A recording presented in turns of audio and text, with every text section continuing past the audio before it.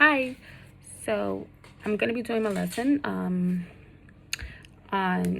so a little bit about my focus learner. She is the child who I did the IRI administrations with. She is a 6-year-old child. She is autistic, first grade. Her name is Gina. Let me see. Gina receives therapy twice a week, speech therapy. She also receives OT. She sees a speech therapist to help improve her reading abilities. She's sociable, but not so sociable. She'd rather be by the teacher than be with her peers. She enjoys being read to. However, she doesn't really like to read unless the book is interesting to her. So if the book is interesting, and she's, it's grabbing her attention with the colors and the images and stuff like that, she would want to read and engage in that. What I got from the testing was that Gina is on a level D. She has weakness and strength in both reading and literacy. She reads pretty well for first grade. I'm sorry, I'm just reading my notes here.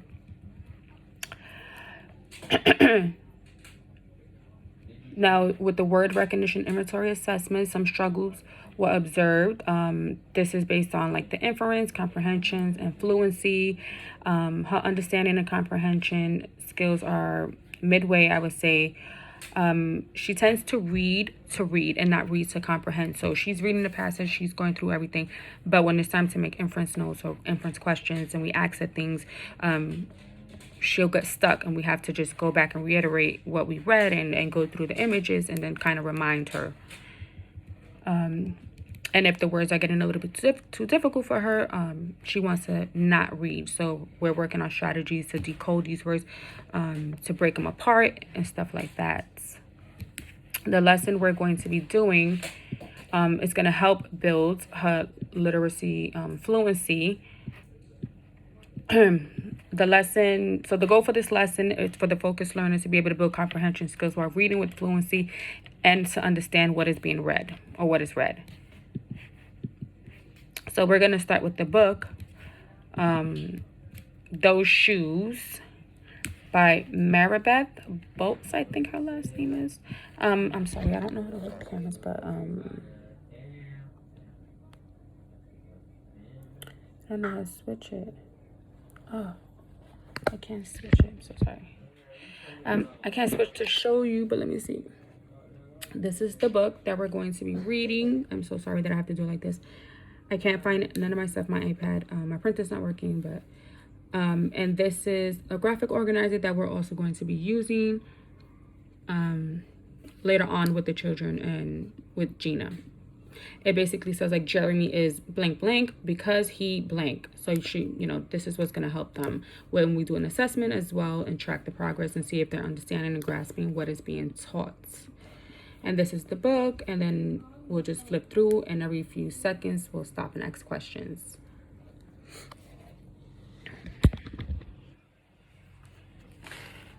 So the lesson, let me just go back to my lesson. I'm so sorry. We're going to start with me calling the kids to the rug. I'm sorry. Let me just do this.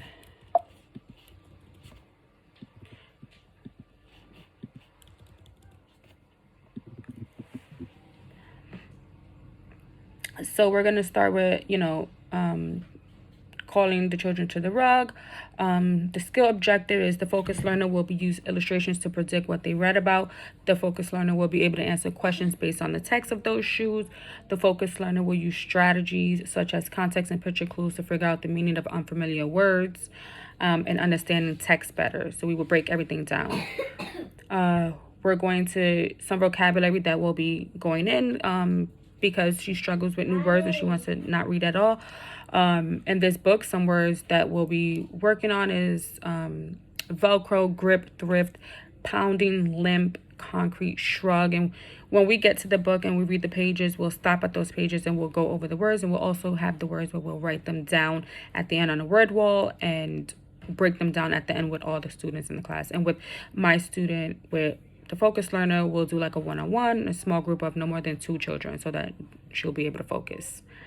Materials that we need is like pencils, highlighters, mini whiteboard, crayons, art paper, paint, crayons, markers, graphic organizer, a pointer. She likes to use pointers to point to the story in their own books and things like that, and dry erase markers. We'll start the lesson off by introducing the lesson. I will grab the students. I would say 1, 2, 3, and the students will be able to respond back, all eyes on me. I will grasp their attention that way. The teacher will ask questions.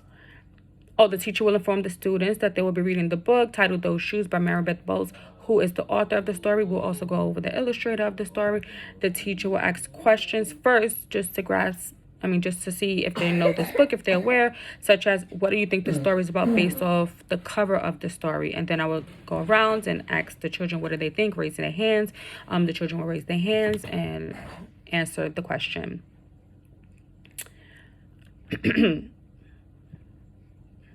The teacher will then assist students in using text and visuals to make predictions. Though first we'll do a picture walkthrough before we begin reading the book so that I can get their ideas of what they think the story is going to be.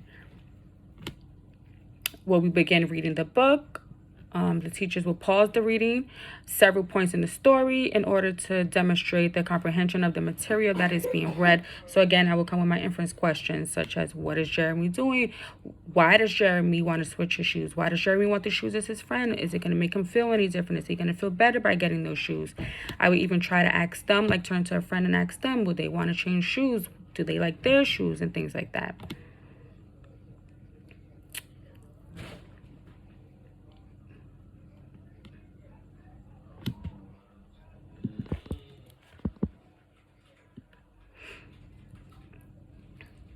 For assessments, I will use informal assessments for the children.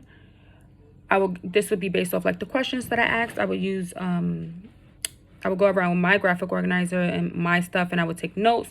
I would jot down what questions, how they responded back, did they respond back. I would also have like them talk one-on-one with a friend during rug time or table time, and then I would go circle around to each table and then just jot down and listen to what I'm hearing from them, describe with each other, and then we'll come back, circle around, and go over it together. For a second assessment, we'll use the graphic organizer. I think I just said that one. Which would be filled at the end, and this is going to help me make the prediction with the 4 things, with the organizer, graphic organizer, the 4 questions that were there. I will see if they filled it out, if they're able to understand. At the end of this lesson, we will circle back. I will give positive feedback, positive praises, and even for the students who didn't answer the question correctly, I would tell them great try, and just tell them that it's something that we'll work on while jotting down what it is that we have to work on with them. At the end of this activity, there'll be an art activity where they can create their own sneaker design. They can draw the ones that they have on. They can look at their friends and see if they like theirs, and draw those on a piece of paper as well.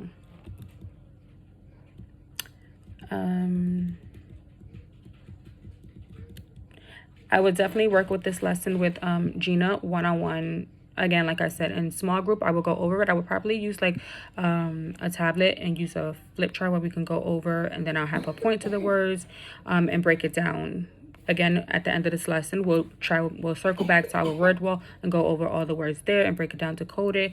We will use visual cues as well to help the students, and perhaps blending sounds with them so that they can really put it together.